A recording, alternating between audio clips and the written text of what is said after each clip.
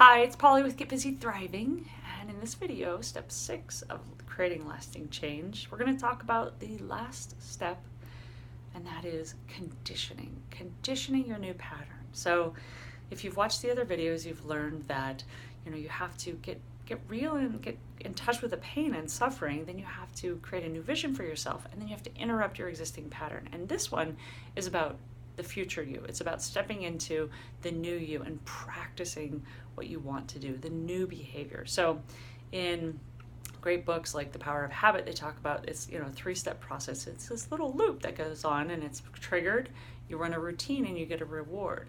So what we're talking about is interrupting that routine with a new routine. Replacing habits is the best way to relinquish them. You don't really get rid of habits, you replace them. So we get triggered by things. Oftentimes it's an emotional state of stress, anxiety, worry, doubt, boredom, whatever it is. So we get that emotional state triggered in our body, and what we're going to do after we've interrupted the pattern is begin to condition the new pattern. So that comes from visual motor rehearsal, and they use this in the Olympics, and it's a great way for athletes, top peak athletes, to train more, train their brain, strengthen those neurological associations in your brains, like that web, that almost like the piping of your brain. You want to get really tight piping, so like the signals go really quickly through the brain. So conditioning it is a process of visualization. So you pre-pave or you pre-think, you visualize and emotionalize the new experience that you want, you running a new pattern day in and day out. So the more often you can do this, conditioning, it's like lifting weights, the stronger that those new neurological pathways in your brain can be. And then the faster those signals will get to you, so your brain doesn't have time to go and remember or look for old patterns. It now has these new pathways to follow. That becomes the path of least resistance.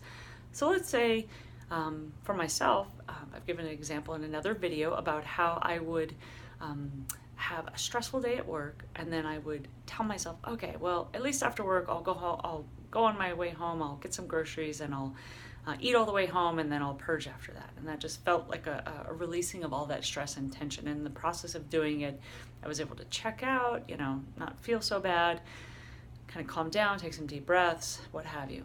But in conditioning, what I want to do is practice it in my mind, a new pattern. So let's say I decided that my new behavior is when I start to feel the mountain of energy, the swell or the urge or the rise of energy building within my body, of stress or anxiety or tension or whatever it is, or even if I'm triggered in a moment, I will practice. Maybe I have 2 or 3 experiences that I commonly go to, and I turn to food, and instead I look at those experiences and I create a new outcome. So I create a new behavior or pattern to replace my old pattern of overeating.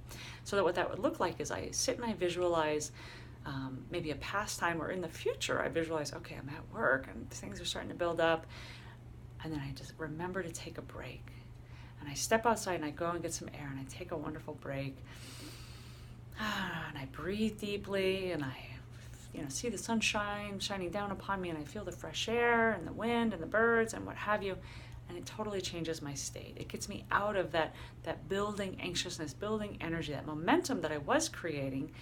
I interrupt the pattern, but I'm only doing it visually right now. I'm conditioning it into my future. So each day I practice this, maybe a couple times a day. I practice it if I have different times of the day. So I know some of my clients have different different triggers at time of the day. Sometimes it's right after work, maybe it's 2 o'clock, your blood sugar gets a little low, maybe it's in the evening when you get home, maybe it's late at night after everyone's asleep. Your pattern is you overeat at night. Whatever that looks like, condition it, practice it, and visualize the new pattern, the new way, the new behavior that you're going to experience, and then begin to condition it day in and day out. And soon that conditioned behavior will be wired so tightly in your brain that that's the way that it will go automatically. So the combination of all of these steps is really important. It's really the process that takes you through kind of taking that deep dive into the pain and suffering, that what it's really costing you, getting real about this, so that the brain can go, maybe this isn't such a good idea, and through to interrupting the pattern on the other end and then conditioning it so that your new way of life becomes your consistent way of life. And that which you practice becomes permanent. So conditioning is an important last step in creating lasting change. I hope this has been helpful for you, and I would love your feedback and comments below. Thank you.